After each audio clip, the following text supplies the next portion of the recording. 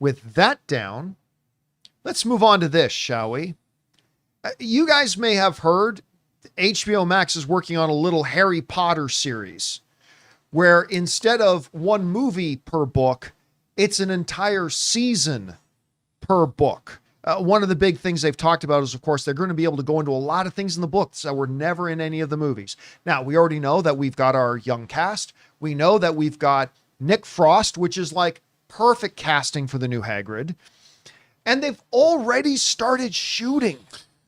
So much so, I don't know if you got that image there, Jonathan, but like, oh yeah, this first image kind of came out of Nick Frost with our young Harry, and Harry looks like they digitally like shrunk him in the yeah, shot. it looks like a Lord of the Rings forced camera perspective, Yeah. Hobbit shrinking, but no, they just made Nick Frost look really Exactly. big.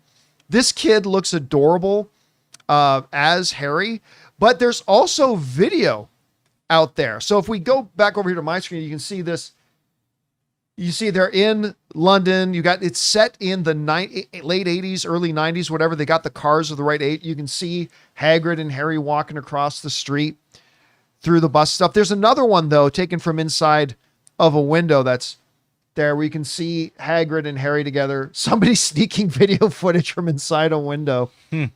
But I mean, hey, it's a street. If you're in a place you're allowed to be and you can shoot pictures on the street, that's fine. I mean, it looks like they're just stealing these shots. Yes. Like they're out there and just, I mean, there's people obviously there, but that's, wow.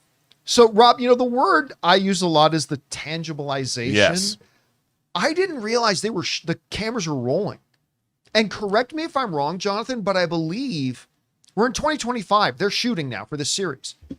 I don't believe season 1 drops until 2027. Yeah, that's what they're saying. They are shooting stuff right now that is not going to air for a couple of years. Like, by the time this comes out, that kid is going to look different. Like, and he's at that age where his appearance will change rapidly. So we're going to look at this kid out the red carpet of the premiere of season 1. Yeah, and then we're going to look at him in the show. We're going to think, how is this the same kid? It's going to be crazy. Well, if you think about it, I mean, if they're going to make 10 episodes a season? So they're going to they'll probably be shooting those for close to a year. I mean, that's a long time. They want to get a big head start. Yeah. And they said they're committed to none of this one season every 3 years bullshit. They're committed to one season per year. Well, so they want to get a head start. They could shoot it that way. I mean, you think about it, you shoot for 8 or 9 months, then you take summer off, and then it'd be like school for real.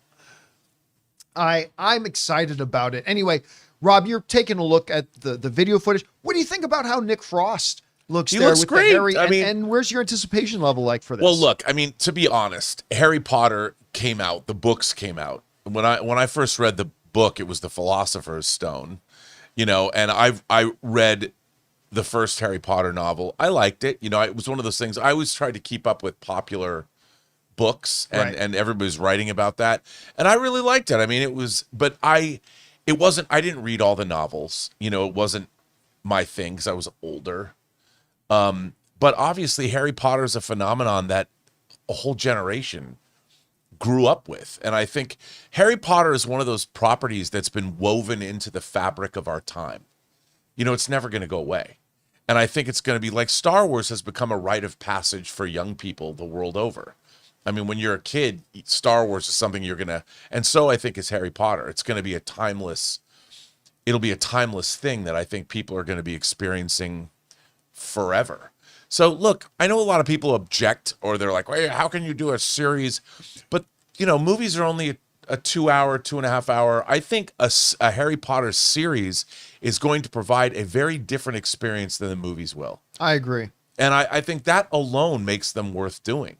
And it's going to be, can you imagine? I mean, we're getting a Game of Thrones, House of the Dragon quality Harry Potter show.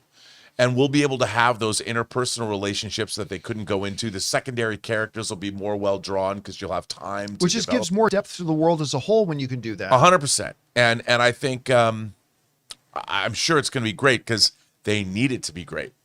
They're not. Oh yeah, they do. They're not wasting any time, or I think it's great. I think it's going to be cool, and I think a whole generation of kids. There's a whole generation of kids that aren't born yet that are going to experience. This is going to be their Harry Potter. So I hope it's better than modern Star Trek.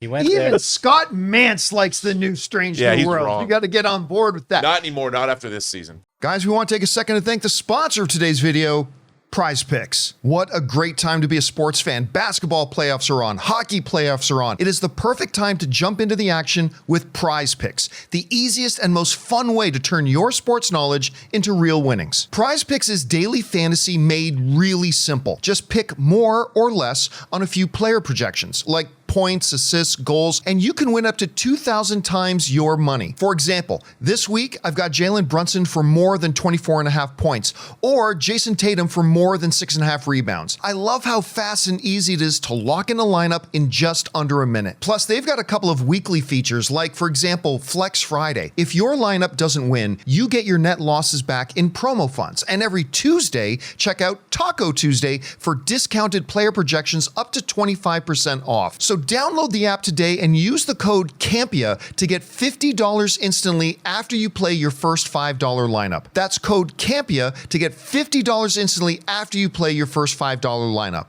PrizePicks. Run your game. I gotta tell you. Oh, you didn't see his post about the newest episode, did you? Yeah, I did. Anyway, look. Here's the thing. I understand the apprehension. First of all, I think most Harry Potter fans are very excited about this. But I understand the apprehension of Harry Potter fans about like remaking these, because it's like you can't possibly make them better than the books or better than the original movies. Number one, I would say wrong. You can make them better. It's unlikely, but you can make them better. But more importantly, I would say, does it need to be better than the movies? I contend no. I contend that if you make something that's really worth watching and can have new elements to it that the movies, it was just not possible for the movies to have because they are 1, 2 to 3 hour experience, as opposed to the 7, 8, 9, 10, 11 hour things each of these seasons can have.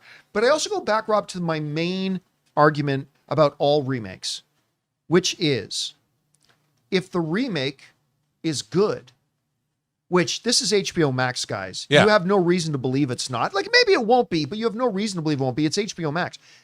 But if it is good, then we've got another good piece of media we get to watch and enjoy. Yeah. And if it's bad, oh well, we still have the original movies. There's literally no drawback. Anyway, I don't know. What I have a question for you. So in 1987, when they debuted Star Trek The Next Generation, they utilized the theme, Jerry Goldsmith's theme from Star Trek The Motion Picture, as the theme. Will they use John Williams' Harry Potter theme for this new show? You know what? A viewer asked me that same question about 2 weeks ago, and it's a great question. Because I've been thinking, this has been vexing me. Yeah. I'm terribly vexed. So here's my thought. With Superman, I believed each new Superman should have their own theme. Yeah. Right? Henry Cavill. Hans Zimmer killed it. Killed it. That score, his Superman theme is amazing. What Are You Going to Do When You're Not Saving the World is one of my favorite pieces of music from any movie ever. And of course, John Williams' Superman score is one of the most iconic pieces of music in the history of the planet. So I kind of felt that way there. But for Harry Potter, that music is now so ingrained, because, you know, there was other Supermen on the screen prior to John Williams' Superman, prior to Christopher Reeve. So, but there had never been a Harry Potter on screen before the Warner Brothers Harry Potter movies. And I believe that music, bum, bum, bum, bum, bum, bum, bum, is so ingrained in the DNA of Harry Potter. Look, you can even go play one of the games. You go play Legend of Hogwarts, right? Is that what it's called? Or something of Hogwarts? That music is in there. In there. It's at the park. I just think, it's all through the park. It is such a fundamental part of the DNA, as much as Harry holding a wand is. Like, as much as Harry holding a wand is a part of, I think that music is. And so my belief is that they're going to keep that music. They're going to have a bunch of original music too. Sure. But much like how when House of the Dragon came out, episode 1, no intro music. Episode 2, bum, bum, bum, bum, bum, bum. And all of a sudden you're right back in Westeros, right? And I think they're going to do that for this series. I mean, look, it's not the end of the world if they don't, but I both think they should keep it, and I think they will keep it. What do you think? I think they have to. But I'm fascinated by it. Like, I don't know if I've ever seen J.K. Rowling respond. Like, I'm curious when a creator writes something and it becomes iconic and then it gets turned into a movie. Like, an author doesn't write music. You don't write a theme song for your characters or your book. And when you have that, it's suddenly one medium becomes intertwined with another, which I love. That's one of the great things about creation. My friend Bill Hunt, who has a website called The Digital Bits, he's been writing a series of science fiction novels, and he hasn't released them yet. But I hooked him up with a composer, and the composer wrote, because he wants to do a book on tape. Kind of, you're talking about doing the Pride as a book on tape. So this composer wrote him a theme. We don't call them books on tape anymore. Pardon me, audiobooks. Audiobooks, audio dramas. Yes, I'm having done one. I'm making one of them VHS movies. But it was wild. He sent me this music, and I'm like, suddenly, because his books are great, and I'm listening to this piece of music that didn't previously exist, that's now intertwined with a book. And I felt that way. I don't know what J.K. Rowling thinks about that, but that's kind of a cool thing how one art form, literature, now has a piece of beautiful classical music written by one of the greatest movie soundtrack composers of all time, is now intertwined with a piece of literature. Yeah. I've always thought that's amazing. That's an amazing, and that doesn't always happen. There's been a lot of books that have been translated into movies, but they don't have theme songs. Dude, I'll tell you what, if I'm walking through like a bookstore or something like that and I see a Harry Potter book, instantly that music pops in my head. It pops in your head. It's just a natural part of it, and that's why I think. And from an existential standpoint, that's pretty. I mean, the only other book I can think about that does that, Jaws. Yeah. Yeah, Jaws that'll do has too. You see Jaws, you can't not hear. And it's by the same guy. Yep, same guy. I was going to say the other one for me is Jurassic Park. You're right. Also same guy. Yeah, same guy. So anyway, all right, guys, question is for you. What do you think about this? Did you have a chance to see that footage and image of they're shooting the new Harry Potter series with Hagrid and Harry and all that kind of stuff? I mean, it's a real thing now. They're actually shooting this thing. Whatever you guys think about it, jump down to the comment section below and let us know your thoughts. Hey guys, thanks so much for watching this video. Make sure you like the video, leave a comment, and subscribe to our channel. And don't forget, we have a daily podcast called the John Campea Show podcast, available on Apple Podcasts, Spotify, or your favorite podcasting app of choice. Go and subscribe to it today so it'll be there when you need it.